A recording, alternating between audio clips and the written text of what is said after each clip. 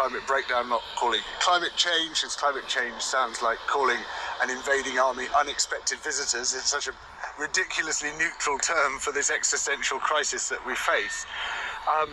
When it comes to climate breakdown, governments evidently have failed and keep on failing and are sort of almost institutionally destined to fail. Now, it could be because the whole process has taken place within the neoliberal era, when governments are not supposed to govern, they're not supposed to intervene, there's not supposed to be any civic life. The market's supposed to sort it all out magically through the invisible hand. Well, hasn't that worked out so well?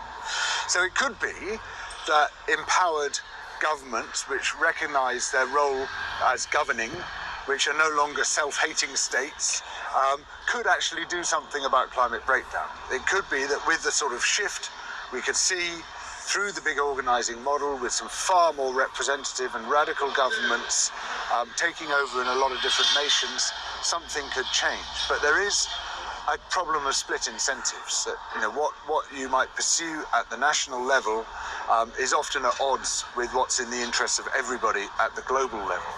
So we definitely need far more effective global governance, and that means far more democratic global governance. And at the moment, we've got about the most undemocratic forms of global governance you could possibly have. The UN Security Council, I mean, how preposterous is this? 5 nations with veto powers over everyone, including over the General Assembly and all the decisions it makes.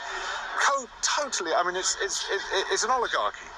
It's a medieval oligarchy is what we're looking at there. The World Trade Organization, which claims to speak on behalf of the world's people, but the governments never refer their decisions back to their people when they're making decisions there, and it sets maximum standards for trade, no minimum standards at all.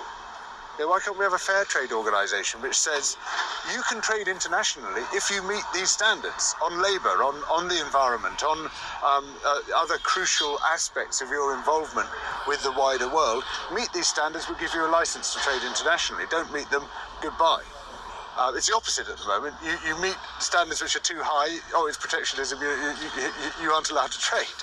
And then you've got the World Bank and the IMF, which are controlled by the rich nations and operate largely in the poor nations, with the US uniquely having a veto power in both organizations. This is a totally undemocratic and dysfunctional system. And is it surprising that it doesn't deliver on issues like climate breakdown?